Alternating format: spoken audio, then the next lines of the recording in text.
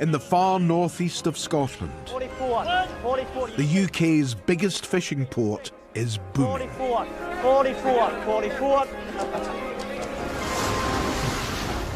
The fishing fleet from Peterhead has been landing record-breaking catches. Haddocks, it's haddocks. Every day, men from this harbour town head out to sea to put fish on our plates. In one of Britain's most dangerous jobs. Got to watch everywhere you're standing. Got to look everywhere for waves coming aboard. Right, spanners, big spanners. But every trip's a gamble. Most fishing trips, it's a case of winging it. And if it fails, you learn by it. So will they return empty-handed or strike it lucky? What a cracking haul. Show me the money.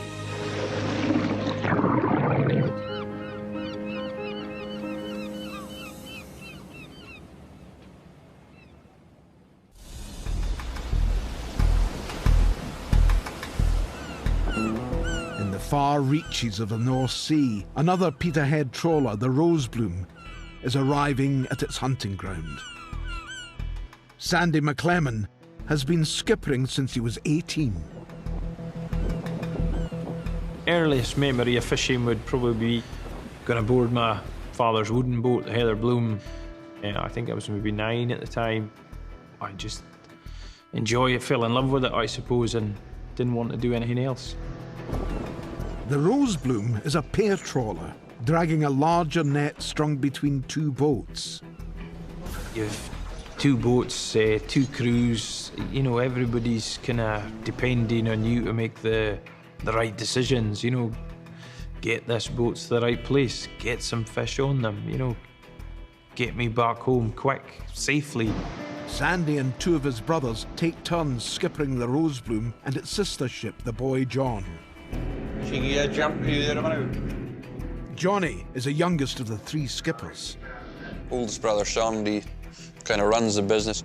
I'm not going to say we don't get annoyed with each other, or maybe we won't always do what I'm supposed to be doing, but hopefully most of the time I am, you know. For this trip, Sandy has steamed more than 200 miles into Norwegian waters, searching for high-value fish. Norwegian sector here where we are would look for some hake. But whether they're here or not here, we don't know yet. You never know where they're going to turn up. You know, when you're standing in the wheelhouse and you're heaving the net back up, there's this great anticipation, you know, have you caught something, have you not? And when the net comes to the surface, with a good haul of fish in it, that is a major high. You know, if they could bottle that feeling and sell it, it would just be top seller. It just, for a fisherman, that's as good as it gets.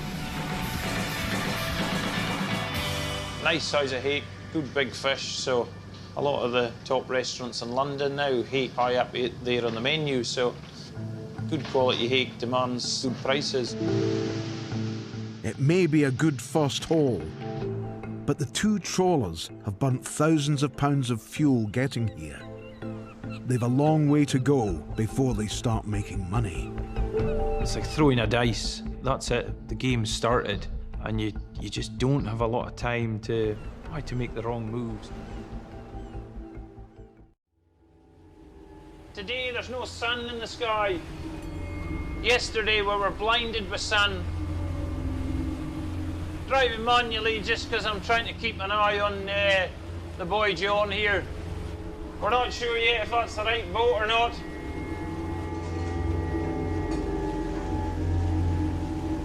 You kind of see the point of your nose today, can you? The sea is something that you have to have an awful lot of respect for all the time. You're watching the weather all the time, just waiting for it to change. It just is a dangerous place, you know, there's no getting away from it. In December 1994, Sandy saw firsthand how tragedy can strike at sea.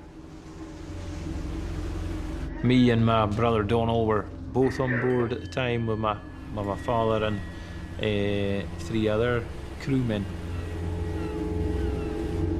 The weather wasn't very nice that day, and the waves just swamped the vessel from the stern, and the vessel sunk away very quickly before we really realised it was happening. We went for the life rafts, and we all got in the life rafts, but my father didn't manage to get in the life raft, and he was lost. He was never ever found. So it just shows you how fast and horrible something can change, you know. Fishing has been interrupted by unexpected visitors. I've just been shouted that we're going to wait to get aboard in by the Norwegian Coast Guard. Routine inspection, check the net, check the catch. There's a few folk you'd like to see when you just get out of your bed, but the Norwegian Coast Guard's not just very high on the list, I'm afraid. Morning. Hello. It's always very nerve-wracking because they don't muck about, the Norwegians. You've got to be 100% right. You know, these are the fish police.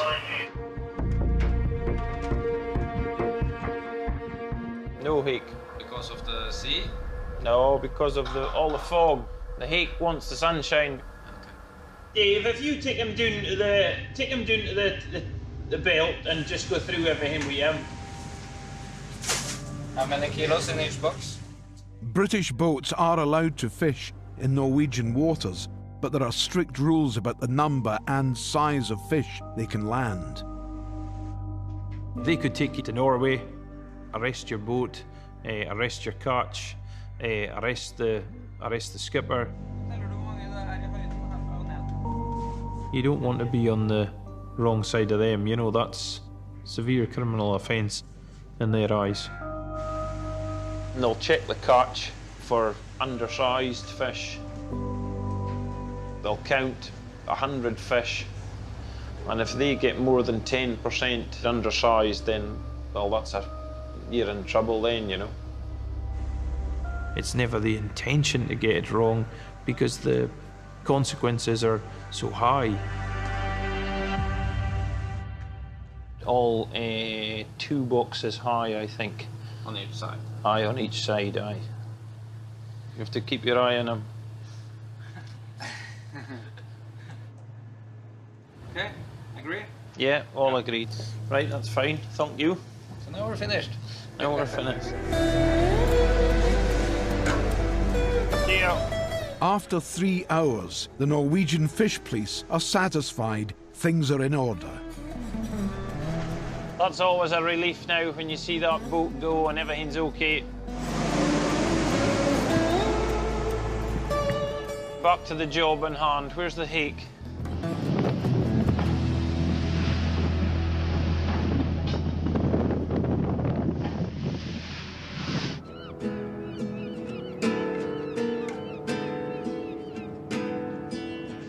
Morning!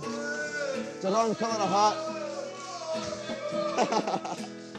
On shore, Jason Jack is conducting his own factory floor inspection of the family's fish processing business. Excited to see you happy. It's a very skilled job, really skilled. So depending on how fast they cut and how nice their fillets are, the more they get paid.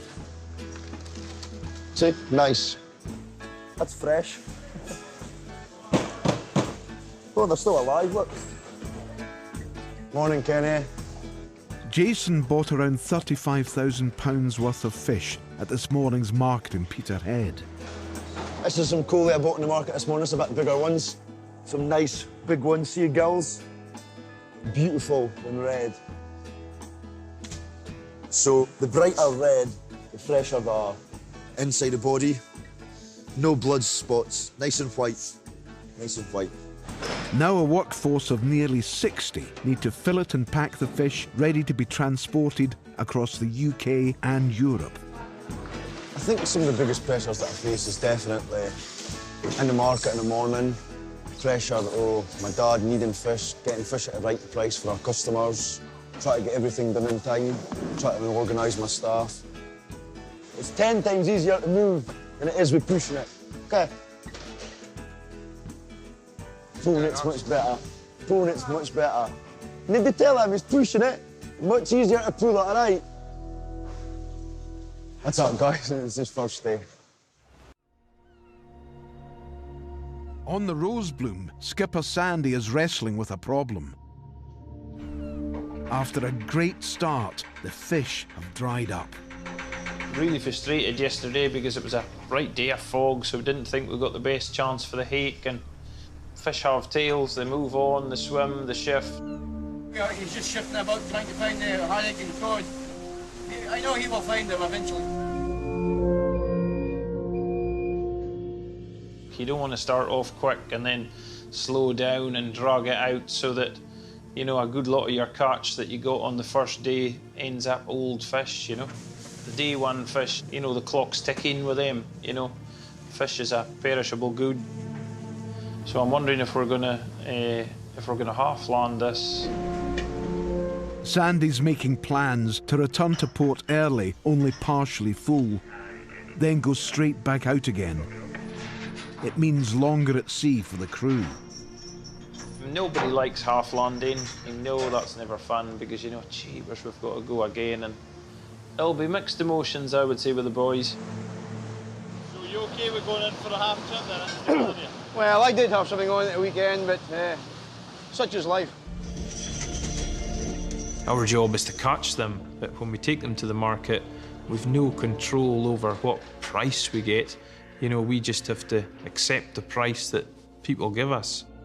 And that is just the decision process of, am I making the right move? Is this the right thing to do?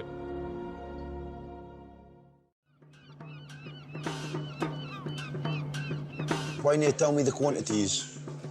At Jack's fish processing factory, Jason's running out of time. 1 second. Trying to get today's supplies onto the road to their customers. Our actual first lorry to England's at like 10:30. Then our Zine at like 11:30.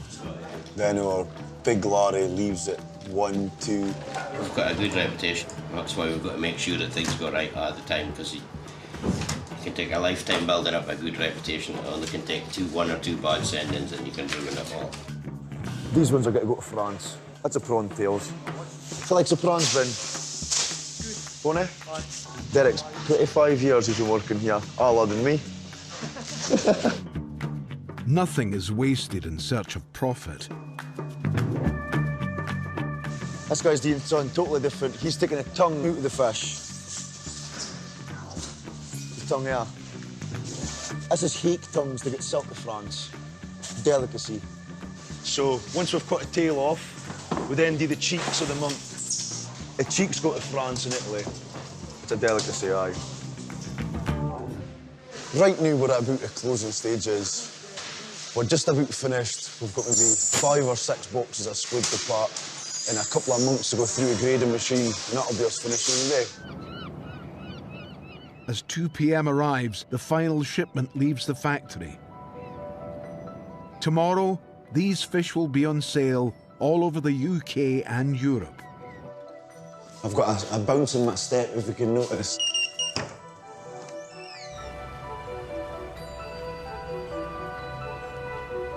It's 1:30 a.m. and the Rosebloom and Boy John are arriving back into Peterhead, only half full. We made the decision last night to land our hake, keep them fresh. Guys ashore at the market, they're thinking the sooner we get this in, the better.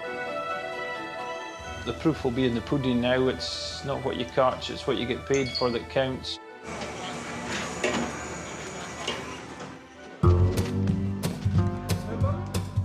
Did you make it safely home, my boy?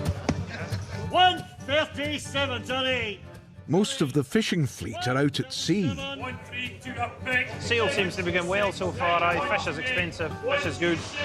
Wait, next side. 132 big. A scarcity of fish is playing into Sandy's hands. 160 up big. Side. 100 mile, 200. Well, the half landing was definitely the right decision. There was no other hake in the market. A few hours later, and they're off to sea again. see them putting the last of the stores aboard there, so it's time to get going again, I suppose, and then get home to see the wife and kids for a while. Next time, on the Zenith, the fishing gear hits breaking point. And so does the young skipper's patience. The stress gets to you a lot. And can broom handles and sticky tape help the crew work out what's wrong with the Amity? I've never had this before. Crazy.